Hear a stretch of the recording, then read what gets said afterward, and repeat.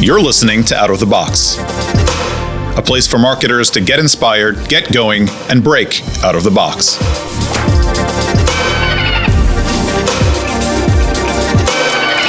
Welcome back, everyone. I'm Jess Overton, and you're listening to Out of the Box, the marketing podcast exploring out-of-the-box approaches to marketing and growth. Today, I'm joined by Gils, Eyal, angel investor and founder of the award-winning influencer marketing platform Hyper, which he sold to Julius Works in April 2020. Gil is a thought leader in the influencer marketing space. He's delivered keynotes at notable conferences like Influencer Marketing Days in New York and Influencing Marketing Hub in London. And I'm super stoked to be able to pick his brain on this episode. Gil, thank you very much for joining us. Thank you so much for having me. So I guess if we're going to start somewhere, could you give us a little thumbnail history of where you started in marketing, what led you to found Hyper, and what you've been doing since you've sold the company? Yeah, I'm a reformed lawyer, so I'm one of those guys who went through a path that was planned early on and realized it wasn't right for him. And then I decided in 2009 I got an MBA and started working as a digital marketer, initially in the social gaming space, where it was very, very rigorous, very focused on A/B testing and just ensuring that we maximize every single penny we spend on acquiring new customers. But found myself looking for additional channels as these channels were getting challenged. So in 2009, when I was doing digital marketing, Facebook wasn't as sophisticated. It was very easy to acquire customers on that platform, and it became much harder over time. And I started looking for additional channels. I felt like traditional channels were just too difficult and too competitive. So I found myself doing celebrity endorsements, initially one or two, and then eventually about 200 different celebrity endorsements for brands that wanted to get promotion and seek credibility and visibility by partnering with different celebrities. And as I was doing that, it became apparent that there's a much bigger market that's becoming available with micro influencers, or people who are on social networks, and suddenly we could measure and evaluate and discover who's influential on different topics, as opposed to just who's famous or who was on a TV show, who's talking about specific topics, and what happens when they talk about those topics and which audiences interact with them. And I started Hyper in 2013, which focused on trying to create technology to identify and automate activation of these types of influencers. I ran it for about 8 years and sold it last year. Have been, since then I've been doing some angel investing and things like that, specifically in companies where I think they could benefit from celebrities or influencer endorsements. So that's kind of my last 15 years in a nutshell. Amazing. So I want to click into Hyper a little bit, because you talked about micro influencers versus mega influencers. And I guess we'll talk a little bit more, or I'd like to talk a little bit more about influencers in the next couple of minutes. But who are the users? So who is coming to actually use the services of the influencers? So in general, what we saw was that the world of celebrity endorsements was interesting to almost every consumer-facing company. Right? Everybody wanted to have somebody who would get attention. And often we also had a challenge with credibility, which is really hard to address with traditional marketing. So if I tell you, hey, I have medicine that'll grow your hair back, it's on your head, it's very unlikely that you'll believe me, because you'll be skeptical. You've seen a lot of things that don't work, and I could run as many Facebook or Google ads as I want. You're always going to think it's skeptical. But if I showed you a video of 30 days usage by, say, The Rock, and he had a full head of hair at the end, then you would say, okay, maybe there's something real here. I believe it. So what we realized was that traditional marketing, the automated channels, weren't able to answer every need that marketers had. And with Hyper, what we tried to do is identify those types of clients. And what we found was that there were significantly big budgets with smaller companies. It doesn't have to be Nike. It doesn't have to be Coca-Cola. It can be a gaming company, or it could be a fashion company or a beauty company.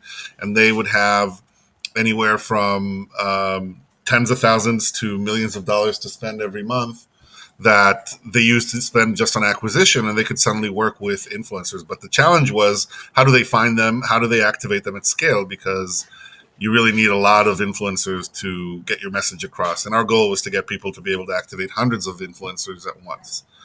Um, the down the road, Hyper, when we look at it, 8 years in, had about 400 major clients, which were clients who were paying north of, say, $40,000 or $50,000 a year, and hundreds of, at any given moment, hundreds of smaller clients who were paying for activations on specific campaigns. And it was typically all, direct to consumer brands or agencies. Right. Okay. So that's interesting. I'd like to come back to that in a minute, but I also want to spend a couple of seconds on the difference between micro influencers, which you mentioned you were looking to get brands using tens or hundreds of influencers to help market their products, versus the sort of mega influencers. And if we think, I don't know, Kardashians Yeah. at some point. So how do you tailor an influencer marketing strategy to either focus on one of those two or to mix the two together? How does that work? So, that it changes over time, and it's really interesting. It used to be that if you had a relationship with the Kardashians, that at least apparently would create tremendous reach and conversion. But what happens with these larger celebrities is that people get skeptical. They do too many campaigns. People start saying, okay, I understand, these guys are doing campaigns, they're getting paid. And so what we saw that in the early days, working with these big celebrities or big influencers was very effective in that. Over time, only certain campaigns were working as well with those types. So if there was a real connection to the product, or if you look at something like Jessica Alba, where she really stands behind the products at the Honest Company and puts her name and credibility behind them. And it's not really affordable for most of the players in the market to take such a big risk. If you want to work with a Kardashian, you have to lay down hundreds of thousands or millions of dollars before you've seen any results. And that's just not something that works for 99% of the companies. So introducing micro influencers into the market was a no-brainer. These are people that have an audience, have influence, but aren't monetizing that audience and really, really want to work with these companies. But it created a whole new set of problems. With the Kardashians, you have to work with their management, you have to do a deal, and it's kind of traditional. You have a lawyer, you negotiate with their lawyer, and you do it. With micro influencers, there's a whole mess. Okay, how do I identify all the influencers that I need to work with? How do I estimate how much I should pay each one of them? How do I deal with the fact that one of them responded today and another one responds in a week and another one doesn't respond? And they say they'll do it, but they don't do it at the right time. And I can't track each one of them to make sure that they're not spamming me or creating fake clicks on our posts. So there's a whole new set of issues working with these micro influencers that requires technology, as opposed to working with the big name celebrities, which requires really minimal technology. It's just them posting and you tracking it. When you have 400 micro influencers working, you really need technology to be able to make sure that their posts go live on time, that you're tracking their performance and compensating them accordingly, that you're avoiding fraud. And so there's a whole world of technology to build around it. So when you're talking about worlds of technology, we're actually talking both about a marketplace of discovery as well as streamlining the back office. Is that right? Yeah, and that's part of the reason. If you look at the space today, you'll see that there are probably 700 companies in the space. I think last time I checked, Wow. doing on paper the same thing, but if you go in deep, you'll see that they have very, very different approaches. So some companies will have you post an RFP and then have influencers apply to try to get you to choose them, and then other companies like Hyper will have huge databases where you can search and reach out to influencers and get them to opt in before you've even written out your campaign, and a lot of in between, and then a lot of technology, anywhere from automation to track link clicking to other technologies to understand how well each influencer is performing, what their audience demographics are, and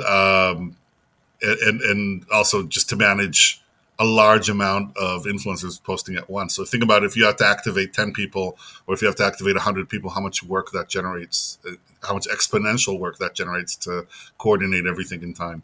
For sure. For sure. So I want to come back to something that you mentioned earlier. So you said that most of the clients that were seeking out the services of influencers were mainly D2C brands or agencies. do you think that there's a place for say a mobile app or people in that sort of space? If we go back to your original work in social gaming, it would seem that there's a match there, right? But it doesn't sound like that was the case for Hyper. No, actually, I meant B2C, as in anybody who's really focusing on consumer focused, and apps have been one of the most successful areas where it worked. One of the things that you can do with social influencers that you can't really do with traditional marketing is really go down the funnel. So it's not just about installation, but it's about really engaging with the influencers on the apps. So we've done things where we've gotten games to the top of the App Store by having you play with the influencers. So we've had, for example, games similar to like Words with Friends, where you would play against influencers, and so it created a whole environment where their entire fan base was in the game and then re-engaging with the game and coming in again and again. And as you at Iron Source, you guys definitely know, it's not just about the installs. It's about, way more important is, what is your first day retention, first week retention, first month retention. So you can do a lot to encourage those later metrics or those deeper metrics that really matter for these apps. And it's very, very effective in doing so. Again, really on the consumer side. I know people talk about B2B influencer marketing. I haven't seen too many great successes in that space. But in the consumer side, you can create a real emotional connection and a real desire to come back again and again and give the product a try. Because just like songs, sometimes you hear a song the first time, it doesn't really click. And then after you hear it the third time, it gets stuck in your head. I believe that products in general and apps especially often require you to use them more than once before you get addicted and before you really like them. And that's what influencers can do really well for you. I love that comparison to songs getting stuck in your head, because that happens to me absolutely all the time. So I can identify with that for sure. I also like the idea that brands or app developers are actually leveraging the influencer's presence within the app. Do you think that drives a difference in performance measurement or KPIs after the fact, if app developers or marketers are using that synergy? Extremely. I mean, the industry has really shifted. If you're just paying influencers to post on Instagram and hope they drive traffic, that's not going to do anything for you today. But what we see and what we recommend for people to do is to incorporate the influencers into the app. So anywhere from, like, if you hit, if it's a game and you get to a certain level, you get to play against or with the influencer, or you actually get to join a clan and be with the influencer, or you win things that are related to the influencer. But they require you to be active over time. So it's no longer just the influencers delivering an install, but actually continues to work with everybody who's downloaded and installed the app to get them to go through a specific process until they get addicted. Back in the day when I worked at Playdom, one of the things that and this is more than 10 years ago, our goal was to get people to complete the tutorial. We just knew that if you completed the tutorial, you were way more likely to continue using the game. And then, there were different things to ensure that you also spend in the game and things like that. So one way was to A/B test the tutorial all, to death and improve it by a fraction of a percent all the time. But the next thing is really, okay, if you ensure that by completing the tutorial, there's an outside reward that's really meaningful. So maybe you get something related to do with the influencer that brought you into the game, or you get some engagement, or you get something that you can show the community. Those things really drive a level of engagement, a level of retention that is extremely efficient, and when done right, can break the metrics chart completely.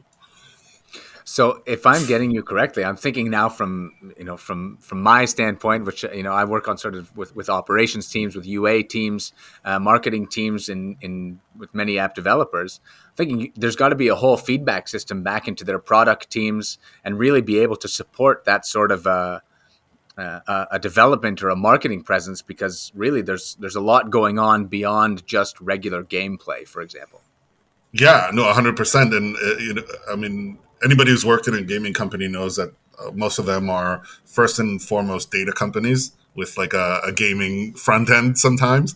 Where I'm not saying that the games aren't great, but at the end of the day, the really, really good ones the Supercells, the Zyngas, they have a really, really good understanding of what drives users to do certain things and how to get them to be more active. And I wouldn't say the industry is there yet, but I think it's moving in that direction where activating influencers should provide similar levels of feedback so that not only which clients they drove or which users they drove, but also how good are they at really the metrics that matter to you, which typically in the gaming space is what does it cost me to acquire a user, but also how deep can I get them into the game, and what percentage of them end up using it long term and spending money in the game, and how viral those users are, which is another thing we can leverage the influencers to do by getting them simply by winning an award related to the influencer or doing something related to the influencer. We're creating viral activity because people want to brag about it.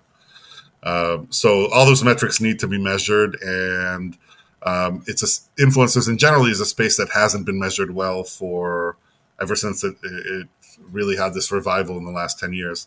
But I suspect it will very soon. Interesting.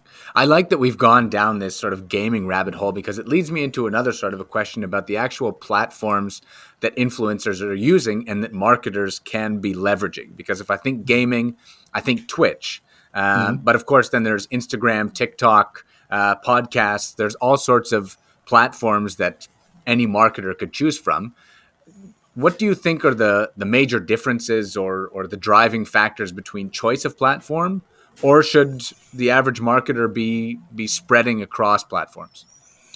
So I think it really varies by the product itself. AAA games or really, really visual games do well on Twitch, and I think that the challenge is potentially that Twitch is competitive, right? If you want to, you're not going to get the really, really big names on Twitch unless you have a really, really big budget, and the smaller names are just not going to be as effective.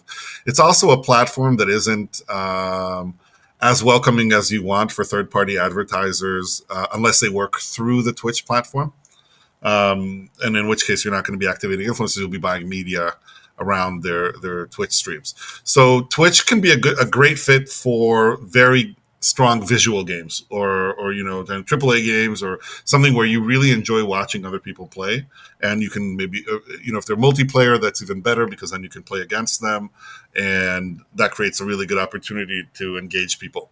But depending on your target audience, they may not be on Twitch. We all know that a huge audience base for casual games doesn't go on Twitch. They go on their housewives, at home when their kids are in school or things like that, or that have some free time before they go to bed and they like to play slots or Candy Crush, and those people aren't watching those games on Twitch, and so you kind of have to fit your platform to the target audience.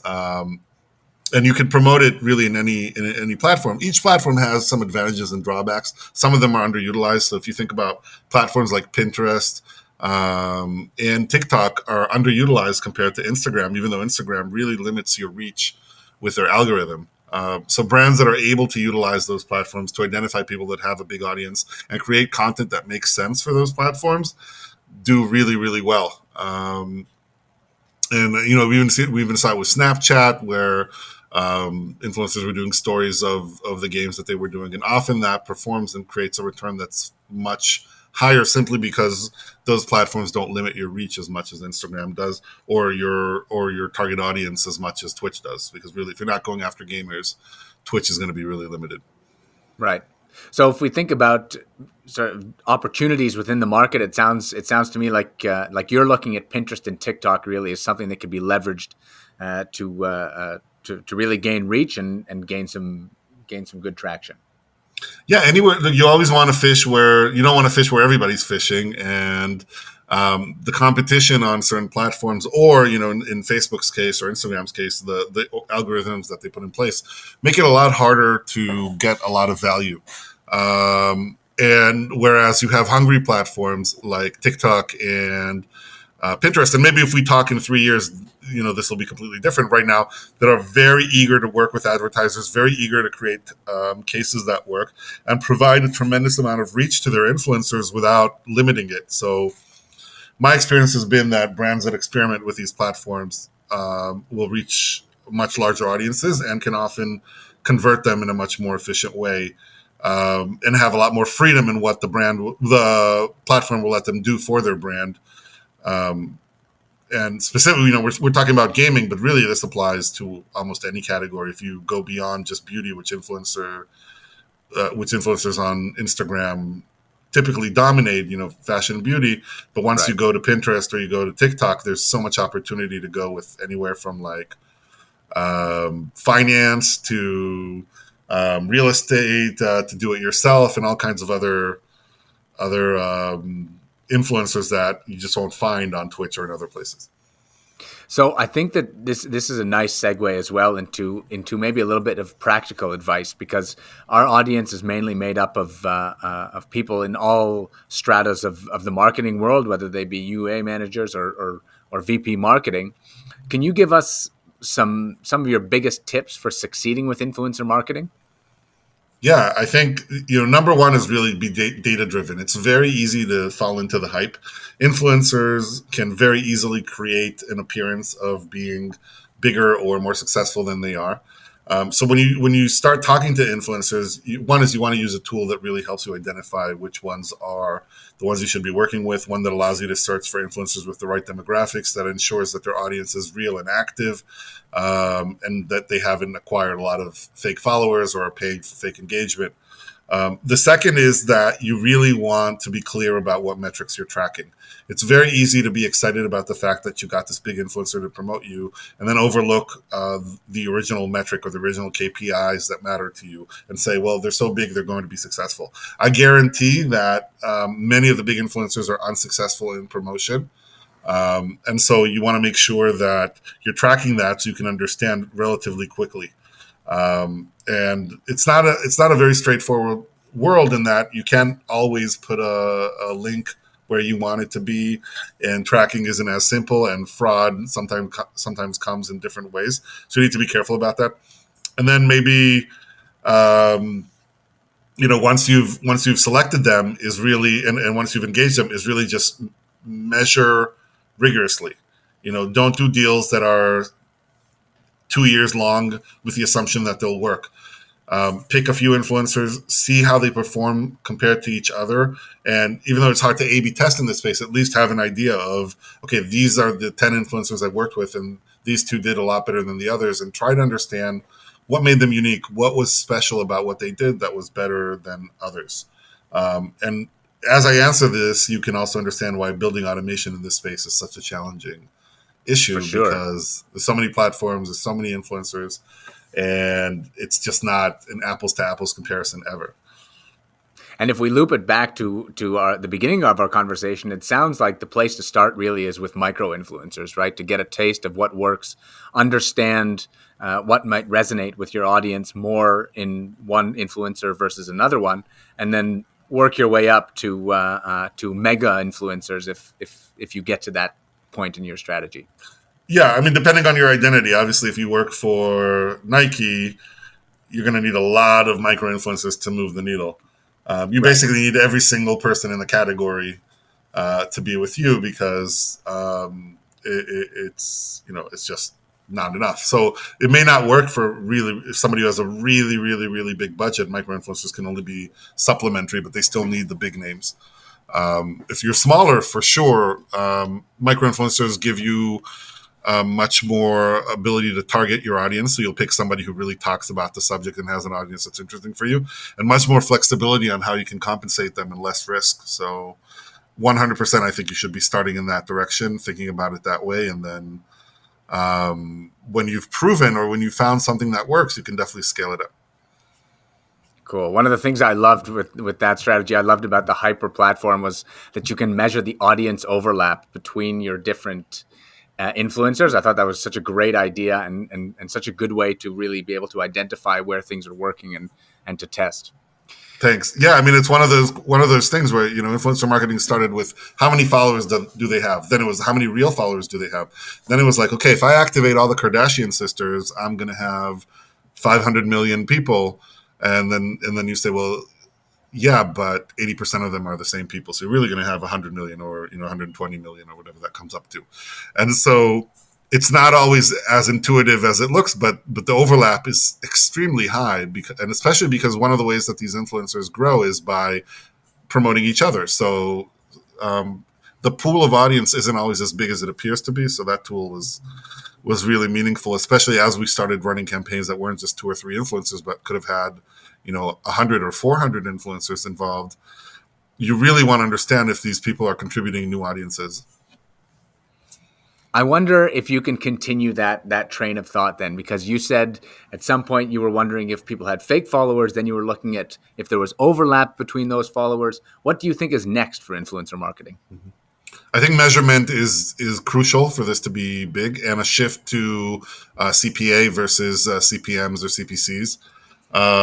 What's happening really is you have the really big names that get a lot of money and they don't really deliver the results. And then you have these smaller guys who are willing to work much harder, but you still don't know how to measure them correctly today because it's harder to compensate them on a CPM base without knowing how things will go. And it's not always in their hands. They don't know how much visibility they'll get on the platform for a specific post. I think there's a lot more openness to being compensated for results. So, okay, you got me this many installs, you got me this many sales, you got me this many signups to my newsletter.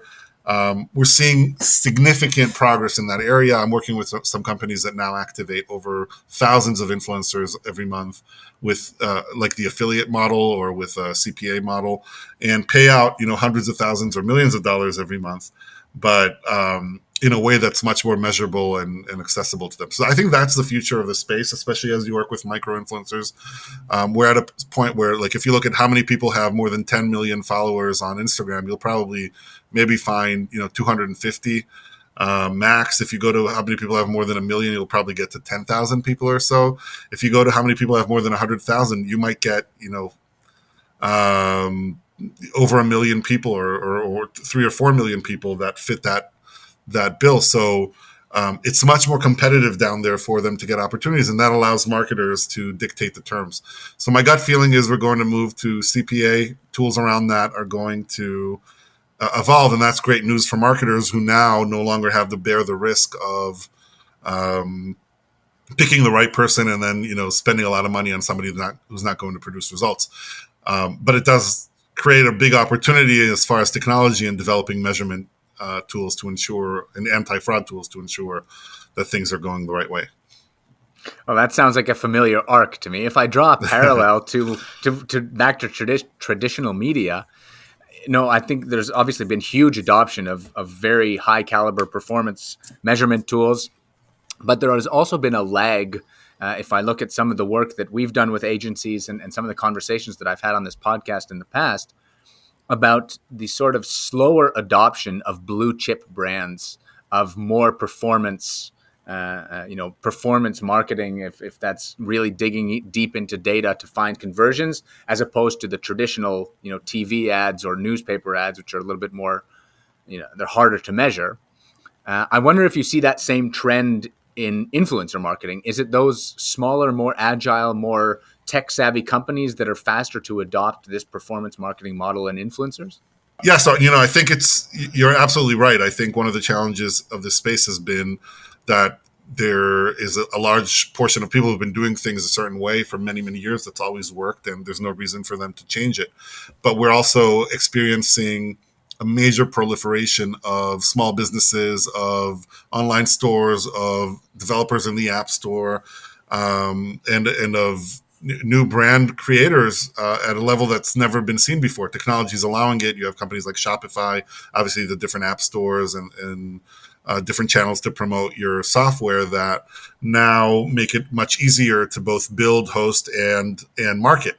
And that's an opportunity for micro influencers to work with developers who are by nature innovators and risk takers. So we're seeing a significant bump there, but that bump doesn't necessarily go immediately to the big brands of the world. With that said, every day new interns are becoming full-time hires, and they come from a world where they've consumed influencer marketing from since ever they can remember them. That Instagram was around for the majority of their intelligent life, before once they got to once they were able to get on social. So they're all familiar with it. They know how it influences their decision making, and we're seeing it more and more.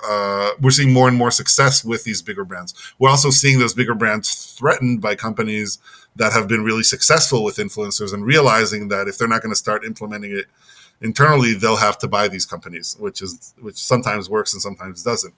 So we're definitely seeing, especially in like beauty and fashion, innovation from companies like L'Oreal, Levi's, all these big brands that I've known, ever since I was a kid, and I'm 43 years old now, that existed way before I was born, really trying to restructure and rebuild how they approach, and some of them doing really, really well. With other companies being slower to adopt, but in my mind, losing out on a big opportunity by doing that. Well, it certainly seems like we are in the decade of the influencer, and that things, at least from the technological standpoint, are going to progress quite quickly. I'd like to touch, maybe if you're able to share some of your angel investments or some of the companies that you've been working with since you sold Hyper. Is there anything that you can tell us about that's exciting in this space, new technologies or new companies that you're working with? Yeah, we just a recent investment that's doing really, really well. I can't talk full details. A company called Bubble, skincare for teenagers. We activated really aggressively, so we got 10 TikTokers with over 100 million followers, and then about several hundred micro influencers to launch this product on TikTok. You can see it at hellobubble.com and buy it. It's amazing. It's really amazing product. And sorry for the plug. But it was unbelievable, even for us, how much traction this got. And within 3 months, we saw that we had a third party firm take a look at it, and we saw that 1 in 4 teenage Americans recognized the brand, the image, and knew the name of the brand, which was pretty crazy considering we spend $0 on anything but activating influencers. And the way that we did it was really interesting. We had content that was shared across the influencers' pages, so you had to follow all of them, and on the Bubble page as well. And every day we added more content, so people were kind of watching it like as an episodic piece of information from influencers that they really, really love. And even I'd done a lot of really cool things with influencers. Even I was shocked at how effective it was. Another in the gaming space a few years ago, I actually worked with a company on a game. What was the name of the game? The name skipping. I need to look up the name, but what we did was we basically took the influencers and we built them into the levels of the game. So they were the bosses, and you had to go beat them. And then if you beat them and you showed them and you shared a picture of yourself beating them, then they would have to do a random task. So it could be anywhere from like call you on Zoom to retweet any tweet that you want to, so all kinds of like really fun adventures that we did with these influencers who were like social media influencers. They weren't famous outside of social media. It was insane. The game hit 1 million downloads in 24 hours after we launched it. So without any spend whatsoever, without any promotion. So it's really about like doing it very creative. And now I'll send you the name. It's skipping because it's been a few years. But it's really efficient. We try to be super creative. One other company we work with is a company called Evera, which is really cool, which is basically kind of a affiliate model for influencers. So influencers can bring other influencers in and sell their products. That company's been growing hasn't spent $1 on marketing since day one, is now generating several millions of dollars a month in sales, all through affiliates and influencers. Over 10,000 active micro influencers selling their product on the web, getting compensated for sales. And what they did really, which was really unique, is that they automated the process entirely. You never speak to anyone at the company. You log in, there's a series of videos you can watch that teach you how to sell the product. You get some product for free. You get to try to sell it with no risk. And then once you've sold it, they, then, you've proven to yourself that you can do it. And they built this whole incentivization. I don't know if that's a word. Yeah. Process that really makes sense for influencers, one, to sell it themselves, and two, is convince their other influencer friends to sell it. So we're seeing a lot of innovation, a lot of different things with the companies that we work with. But the key is that none of them are just paying somebody to post on Instagram and say, hey, you should check out this product or check out the haul that I received, even though that works sometimes. We've seen companies that do well with that. They're adding a level of engagement or encouragement for the influencers to really lead to conversion. Becoming a much more multidimensional area of marketing. I love the idea of incorporating influencers as bosses and levels and then having them do tasks.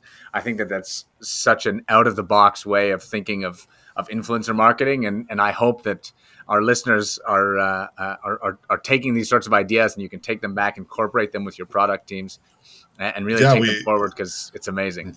I just remembered another one that we did. I can't say the name of the company. It's not worth. The company was at the time really small. Now it's worth several $1 billion.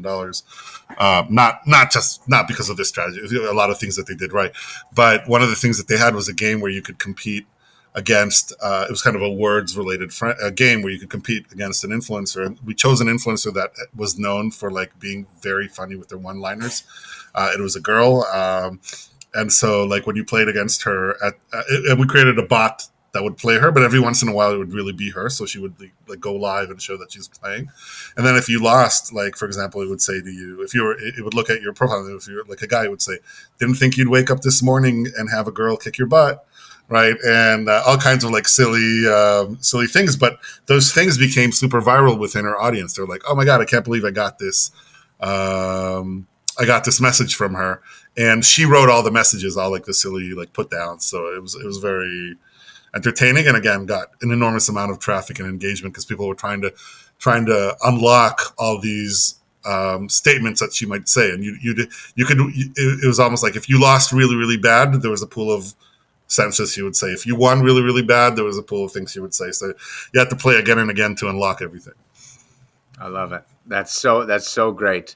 Gil, I think you've given us some great insights into how influencer marketing can be leveraged through different platforms and how it should be thought about. And there's definitely been some good practical tips throughout our conversation. I'd like to finish by asking you the same question I ask most of my guests, which is, what is an out-of-the-box marketing campaign, influencer or not, that's really caught your eye recently? So I'm going to say one that's really controversial, but if you remember the Fire Festival, everybody sees it as a major failure. But I think from a marketing perspective, it was literally a genius campaign. If you recall, what they did is they had their influencers all change their Instagram photo, all post at the same time an orange square on Instagram. And then they had a lot of videos that were promoting it through these influencers. Yes, they never set up the festival. That part is really bad. But the fact that they were able to use social media to drive so many people and create so much excitement around a festival, that was real demonstration of how you can use influencers the right way. And yes, it inspired 2 feature films, one on Hulu, one on Netflix. Both of them really, really criticizing the way that this was organized, but not giving enough credit to how well it was marketed. Great answer. Well, Gil, thank you very, very much for joining us. It's been an insightful conversation, and thank you for your time. Thanks so much for having me.